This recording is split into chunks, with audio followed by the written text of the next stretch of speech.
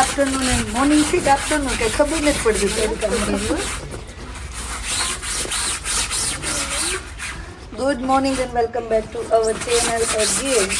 જય સોમનાથ, જય શ્રી કૃષ્ણ, રામ રામ, જય માતાજી, રાધે રાધે, સીતારામ. થોડો ભગવાનની તે વચ્ચે વચ્ચે વાદળું લાવી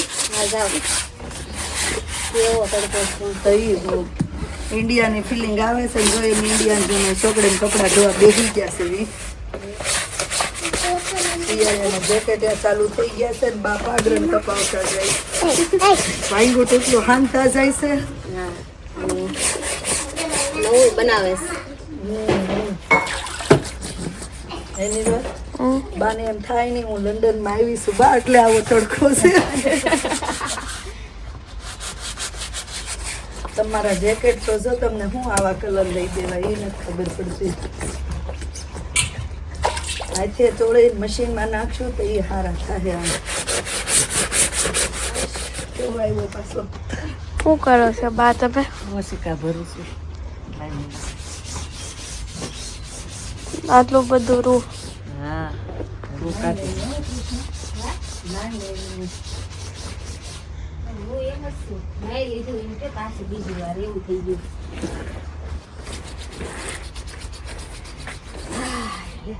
એ નિકોનનું જરીક લાગ પગે પગે ખોળી નાખ તો એ મશીનમાં નાખી દેલું સુકાઈ જાય. એકવાર ડોળ કાઢને ઊભી થઈ જાય ધોકો નથી ને.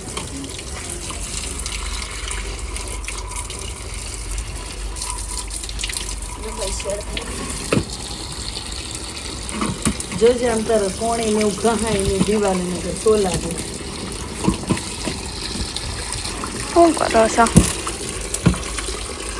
આવી રીતે શું કહેવાય એને ગોદડાને ગામડે દેશમાં ધોતા હોય ને આમ ખૂંદવાનું હોય એટલે મેલ બધું નીકળી જાય. આ વજનવાળી વસ્તુ હોય હાથમાં કાંઈ કરવાય નહીં, ઊંચી નીચી કરાય નહીં, હાથ દુખવા મળે. મેલવાને નહીં આમ ધોતાય નહીં આવડે. એ તો આપણે હાથે ધોઈ એ બધા જાવા દે નવું. આપણે હાથે ધોઈ દઈને સારા કરીએ તો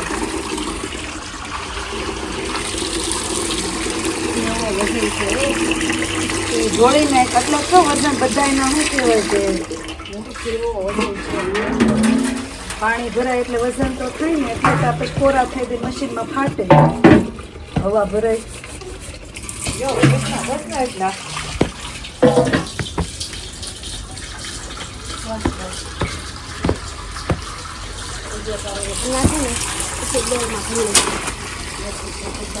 ઓલી નળી હતી નળી ચડે ને ઘડી. અહીંયા છોકરાઓને ઉનાળાની રજા છે ને એક અઠવાડિયાની કેવી મજા છે. બધાની બહુ ઓલી આવતી હતી ને પીળા સોફા પીળા પીળા ને કાળો કલર રીંગી નાખ્યો. બે બ્લેક કેવું લાગે છે? મસ્ત કવર થઈ ગયું નહીં?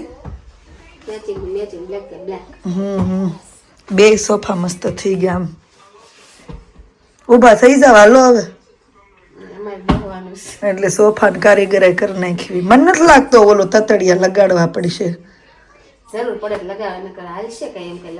એમાંથી બારી નહીં નીકળી જાય હવે.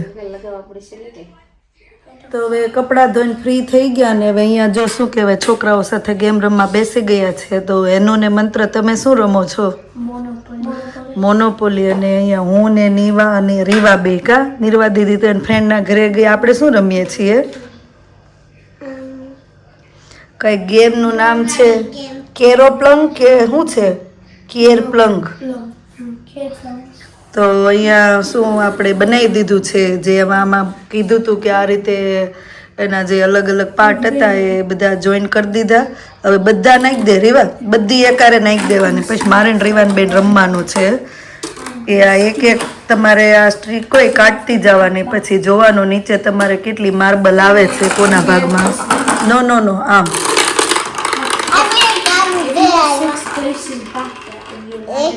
નહીં નહીં બધી નાખી દે પેલા. આમ હવે એક તો પીક કર, ગમે એક પીક કર બહાર ખેંચ એક જ. એક તે પીક કરી પછી મારો વારો છે આ લીડ લગાવવાનું ઉપર.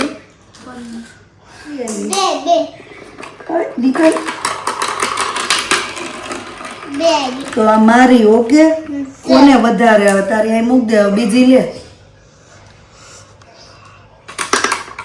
કેટલી લઈ લે તારી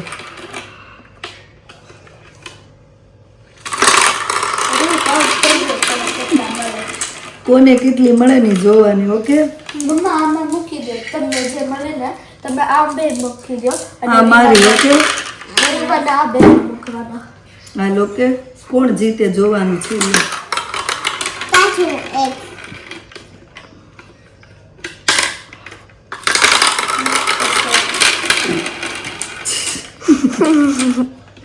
ચીટિંગ નથી કરતી હું રીવાન શીખવાડું રીવાન એક એક નીકળે મારે 4 નીકળે છે ઓકે અરે વાહ જો અહીંયા પેલા ઉપર જો તારે 12 આવી ને મારે 1 2 3 4 5 6 7 8 9 10 11 12 13 14 15 16 17 18 19 20 21 કોણ વિન થયું આવડી ગયું ને હવે કેમ રમવાનું એ ઓકે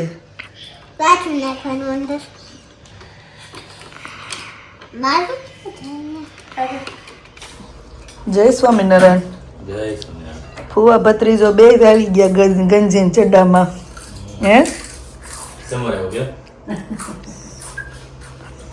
ફરાળ ચાલુ થઈ ગયું ફરાળી ભાખરી બટાકાનું શાક રસ ફરાળી ચેવડો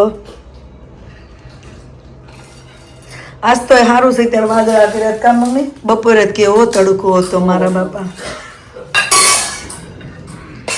તો હવે ડિનર દેવું પૂરું થઈ ગયું છે અને જો ક્રેઝી વેધર સવારમાં એટલો તડકો હતો ને અત્યારે વરસાદ આવી ગયો તો થોડું ઠંડુ થઈ ગયું છે અને કાલ પાછો તડકો બતાવે છે ખબર નહીં હવે કાલ કેવું વેધર હોય એ અને જો છોકરાઓ પણ સૂઈ ગયા છે અને કોઈનો હમણાં એવી કમેન્ટ હતી કે તમારા ઘરે એસી છે કેટલાનું આવ્યું અને કુલરને એવું કેટલાનું આવે એમ તો પહેલાં તો મારા ઘરે એસી નથી અમારા ઘરે ખાલી શું કહેવાય ટેબલ પંખા જ છે વિચારીએ છીએ એસી લેવાનું પણ જોઈએ હવે કે જ્યારે 3-4 દિવસ ગરમી હોય ને ત્યારે એવું થાય લઈ લેશું અને ઠંડી ચાલુ થાય એટલે પછી ભૂલાઈ જાય તો અત્યારે તો પંખા જ છે એવું છે તો આઈ હોપ જેણે પૂછ્યું અને જવાબ મળી ગયો ને બીજો કોઈનું એવું કમેન્ટ છે કે ત્યાં લંડનમાં મેંગો કેટલાની મળે છે એમ તો અહીંયા અલગ અલગ ભાવની આવે છે ઘણીવાર શું કહેવાય કે 17 પાઉન્ડમાં 12 કેરી હોય 12 નંગ કેરી અને ઘણીવાર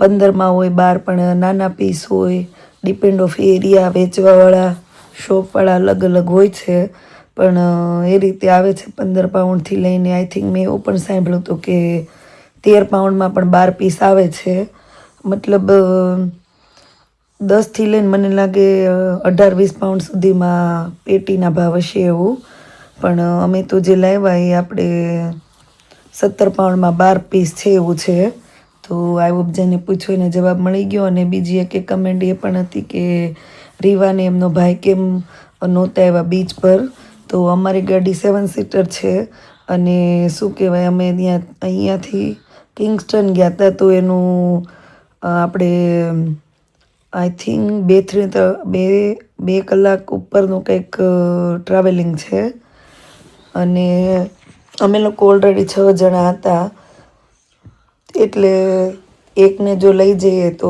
એક ઘરે એકલા રહે એના કરતાં બેન ભાઈ બે હોય તો પછી રેમા કરે ને કંઈક એક્ટિવિટી કરે તો ગાડીના લીધે શું કહેવાય કે અમે એ લોકો અમારા જોડે નહોતા આવ્યા અને એમના મમ્મીને પણ જોબ ચાલુ હતી એટલે એમના મમ્મી પપ્પા ના આવ્યા નહીં ત્યારે એની ફેમિલી પણ આવવાની હતી તો એવું છે કે અહીંયા જેટલા સીટની ગાડી હોય એટલા લોકો ગાડીમાં બેસી શકે વધારે લોકો ના ચાલે તો આપણે લઈ ના જઈ શકીએ અને ખબર નહીં હવે અવાજ શાંત થાય ત્યાં બેસતો જાય છે તો ચલો હવે અહીંયા વ્લોગનો એન્ડ કરી દઉં છું મળીએ પછી નવા વ્લોગમાં thank you for watching and C you hour next vlog કાલે આપણા ઘરે સંતોની પધરામણી થવાની છે સુરત ગુરુકુલના સંતો આવવાના છે તો જોતા રહેજો અમારી સાથે દર્શન કરજો અને ચલો અહીંયા વ્લોગનો એન્ડ કરું છું મળીએ પછી નવા વ્લોગમાં thank you for watching and C you hour next vlog જો વ્લોગ સારો લાગે તો જલ્દીથી લાઇક શેર અને સબસ્ક્રાઈબ કરી દેજો ધ્યાન રાખજો તમારું good night and bye bye